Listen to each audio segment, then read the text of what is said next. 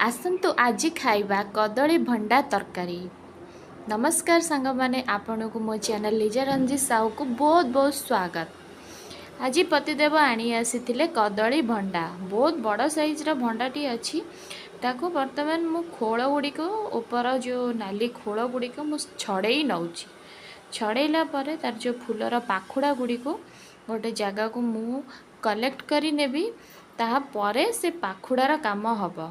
बर्तमान बहुत कष होता है से कदली भंडारे अठा तो बहुत लगी थाए।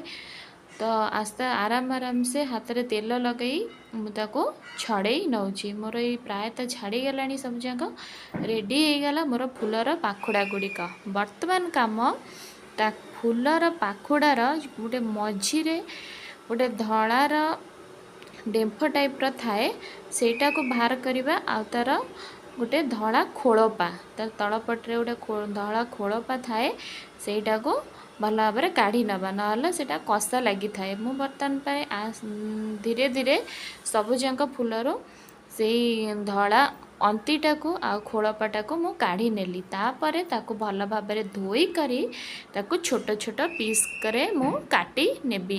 एहीपरि भाव में मु ताको सजेकी धरी नहीं थी जहा फल कि मते काटिबा पई सुविधा हबो। सजाई करी धरी नहीं मु ताको छोट छोट पीस करी काटी नहीं गोटे जगह को मु कलेक्ट करी नेबी।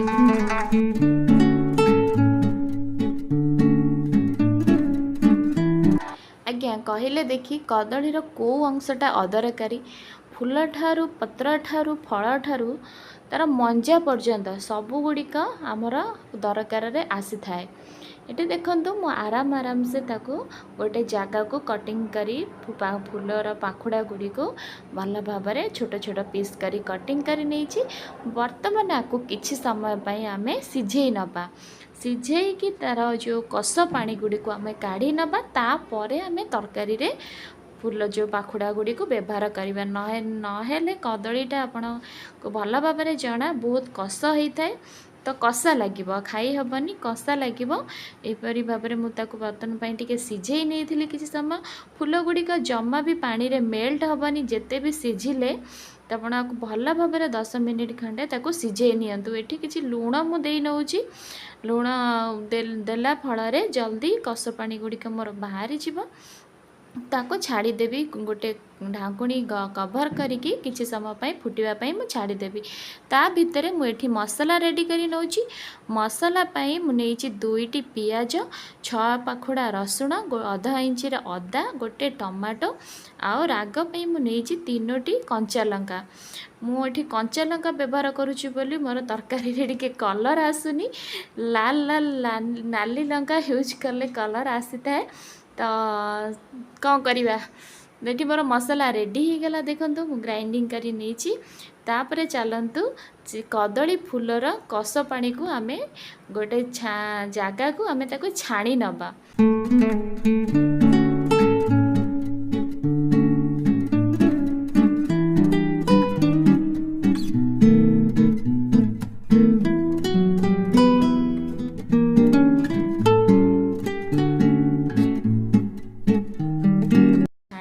परे ताको परे तरकारी रे व्यवहार करने मु रखी नौची। बर्तन पाई तरकारी रे किछि आलू ऐड करी आलू ऐड करी सेमिति ताको टिके छाणी नवा ना तरकारी रे टेस्टा बढ़िया पाई किछि तेल गरम करी कड़ाई रे मु आलू गुड़िकर चोपा छड़े करी छोट छोट पीस करी काटी नहीं थी। ताको किछि समय एपट सेपट करी मु भाजी नेबी। आलू टिके लाल लाल हेले तरकारी रे स्वादटा आउरी बढ़िबो देखा जीव भी बढ़िया। गोटे प्लेट रो मोर आलूर काम हो गला।